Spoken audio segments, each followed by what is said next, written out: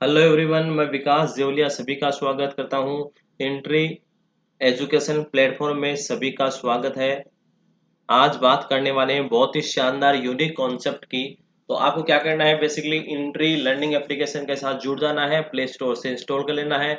फिर आपको इंडिया के टॉप एजुकेटर से शानदार फैकल्टी के द्वारा आप किसी भी एग्जाम की प्रिपरेशन कर सकते हो। ओके, और ये सभी लिंक्स आप ज्वाइन कर सकते हो। अब बात करते हैं आज का जो इम्पोर्टेंट सब्जेक्ट है। आज की जो इम्पोर्टेंट क्लास है वो होगी एनसीईआरटी के संदर्भ में। एनसीईआरटी एग्जाम की तैयारी के लिए क्यों आवश्यक है। और बात करें वो किसी भी एग्जाम की बात हो, चाहे सी टेट की बात हो, चाहे आप डी ट्रिपल एस बी की एग्जाम की तैयारी कर रहे हो, केवी की तैयारी कर रहे हो, यूपी टेट की तैयारी कर रहे हो, किसी भी एग्जाम की तैयारी कर रहे हो, उस एग्जाम की तैयारी के लिए जो आपको आधारभूत जो बेसिक कॉन्सेप्ट है वो आपको केवल और केवल एनसीईआरटी ही देने वाली है।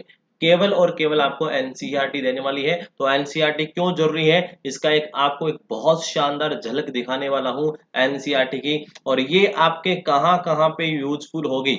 ये जो एनसीईआरटी है ये आपके कंप्लीट साइकोलॉजी एंड जो आपके teaching method pedagogy for CTET exam level first and two, इसके अंदर मैं ये टॉपिक आपको एनसीईआरटी के द्वारा कवर करवाने वाला हूं। और इसी प्रकार से साइकोलॉजी के अलावा जो जितने भी सब्जेक्ट है, आपका ईवीएस हो गया, एसएसटी हो गया, मैथमेटिक्स हो गया, साइंस हो गया, सभी के लिए एनसीईआरटी यूजफुल है।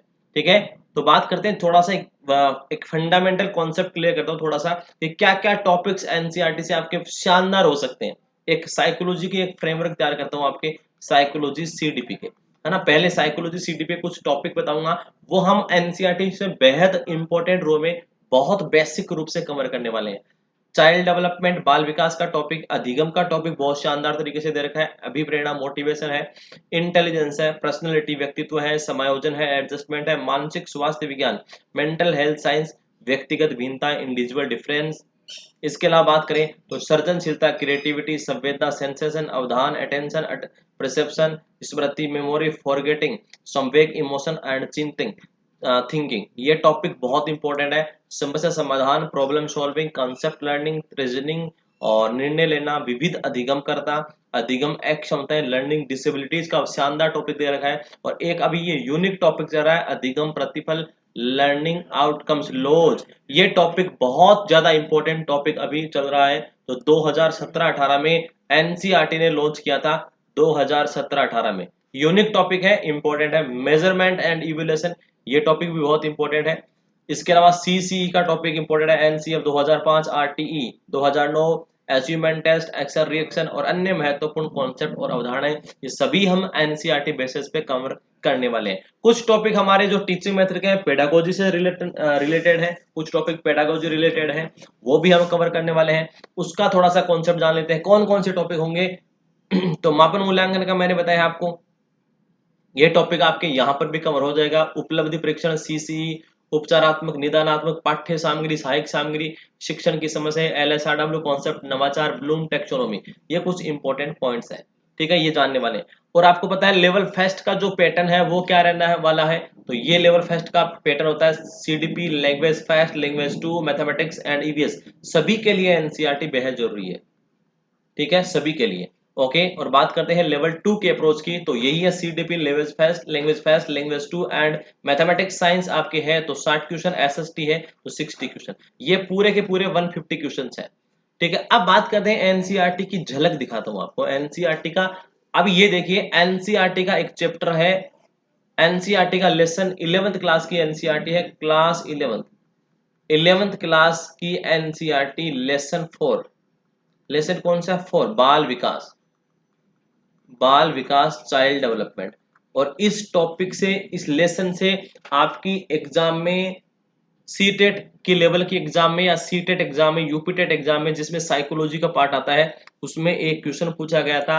और वो एग्जैक्टली मैंने रेड कलर में दिखा है, एनरोक्सिया नर्वोसा, यहां से वो एग्जैक्टली क्वेश्चन था, यहां से एग्जैक्टली यही क्वेश्चन था। आहार ग्रहण संबंधी विकार, आहार ग्रहण से संबंधित विकार, किशोरों को स्वयं के प्रति मनोग्रसित कल्पना लोक में रहना, समकक्षों से तुलना करना, ऐसी परिस्थितियों को जन्म देता है जिससे वे अपने शरीर के प्रति मनोग्रस्त विकसित होकर लेते हैं। एनोरेक्सिया नर्वोसा एक ऐसा आहार ग्रहण संबंधी विकार है जिसमें स्वयं को भूखा रखने हेतु दुबला बनने का कठिन प्रयास किया जाता है। किशोरों का अपने भोजन में कुछ खाद्य पदार्थों को निकालने अथवा केवल दुर्बल बनाने वाले खाद्य पदार्थों का सेवन करना बहुत असामान्य घटना है। संचार माध्यम में दुबलेपन छछरेपन का सर्वाधिक वांछनीय छवि के रूप में प्रदर्शित होता है। छछरेपन की ऐसी फैशनेबल छवि का अनुकरण एनोरेक्सिया नर्वोसा है और ये ज्यादातर गर्ल्स में पाया जाता है। और एक होता है बुलिमिया, दूसरा है ये जो बॉयज में पाया जाता है। तो ये क्वेश्चन एग्जैक्टली एग्जाम में पूछा गया है। तो ये एनसीईआरटी के पेज की कॉपी है, मैंने आपको दिखाया एक एग्जाम्पल। ठीक है, एग्जाम्पल नंबर 2 पे चलते हैं। एग्जाम्पल नंबर 2 चलते हैं। नवजात शिशुओं में उपस्थित मुख्य प्रतिवर्त रिफ्लेक्सेस। और ये मैंने रिफ्लेक्सेस का टॉपिक आपको पूरा का पूरा अलग से भी पढ़ाने वाला हूँ, रिफ्लेक्सेस का टॉपिक। तो नवजात शिशुओं में उपस्थित कुछ मुख्य प्रतिवर्त, मुख्य रिफ्लेक्स। और इसमें पॉइंट नंबर 3 देखिए, बेवंस की या बेवन की, ये आपके एनसीईआरटी बुक की ही इमेज है, वही 11th क्लास की एनसीईआरटी लेसन 4 की इमेज है, आप देख लेना बुक के अंदर। और ये एग्जैक्टली ऐसा का ऐसा क्वेश्चन आपके एग्जाम में पूछा जा चुका है। ये क्वेश्चन था, क्या क्वेश्चन था, यदि बच्चे के पैर के तलवे को ठोका जाता है तो पैर की अंगुलियां ऊपर की ओर फिर आगे की ओर मुड़ जाती है, इसे क्या कहते हैं, तो इसे बेवंस की प्रतिवर्त कहते हैं। ऐसा का ऐसा एग्जाम में क्वेश्चन पूछा गया है। फिर एक एग्जाम्पल की और बात कर लेते हैं। एनसीईआरटी बुक पिक नंबर 3, स्थूल व सूक्ष्म पेशीय कौशलों की प्रमुख उपलब्धियां।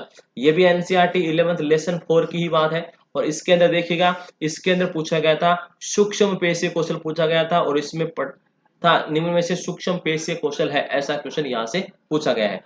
तो ये एग्जाम्पल की बात कर लेता हूं। मैंने 3 एग्जाम्पल्स आपको बताए हैं, तीनों से तीनों क्वेश्चंस आपकी एग्जाम में सीटेट एग्जाम में पूछे जा चुके हैं। तो इसमें से पहला क्वेश्चन बताता हूं आपको, क्या क्वेश्चन पूछा गया था। किशोरावस्था की ऐसी आदत जिसमें खुद को भूखा रखने की प्रवृत्ति होती है तथा यह ज्यादा बालिकाओं में पाई जाती है, ऐसी अवस्था को क्या कहते हैं, तो एनोरेक्सिया नर्वोसा कहते हैं। एग्जाम में पूछा जा चुका है। ठीक है, ये एनसीईआरटी की पहली पिक थी। एनसीईआरटी की दूसरी पिक से क्या था, एक बच्चे के पैर के तलवे को ठोका जाता है तो पैर की अंगुलियां ऊपर की ओर मुड़ जाती है, ऊपर की ओर, और फिर आगे की ओर मुड़ जाती है। यह नवजात में होने वाला कौन से प्रतिवर्त का उदाहरण है, का एग्जाम्पल है। तो इसे बोलते हैं बेवेंस की प्रतिवर्त बोलते हैं। क्या बोलते हैं, बेवेंस की प्रतिवर्त बोलते हैं। और एक लास्ट क्वेश्चन है, निम्नलिखित में से सूक्ष्म चलन कौशल का एग्जाम्पल है, सीटेट में आया था। तो चलन, चढ़ना, कूदना, दौड़ना, लिखना क्या है, सूक्ष्म चलन कौशल का एग्जाम्पल है। तीनों के तीनों एनसीईआरटी से एग्जैक्टली ऐसे कैसे क्वेश्चन पूछे गए। तो बेहद जरूरी है, ये बात नहीं है कि केवल साइकोलॉजी सीडीपी के लिए, लेकिन सभी जो टॉपिक्स आपके ईवीएस है, मैथमेटिक्स है, साइंस है, साइको है, हिंदी है, सभी के लिए आपके एनसीईआरटी की अप्रोच आपके माइंड में होनी चाहिए। वो बहुत अच्छा आपका काम हो जाएगा, शानदार तरीके से किसी भी एग्जाम बैठ जाना, शानदार स्कोर आपका होगा। ठीक है, तो इसी प्रकार के नोटिफिकेशन, इसी प्रकार की अप्रोच, इसी प्रकार की आपकी जानकारी, अपडेट, इन्फॉर्मेशन के साथ नेक्स्ट क्लास में मिलते हैं। तब तक के लिए थैंक यू सो मच। जय हिंद।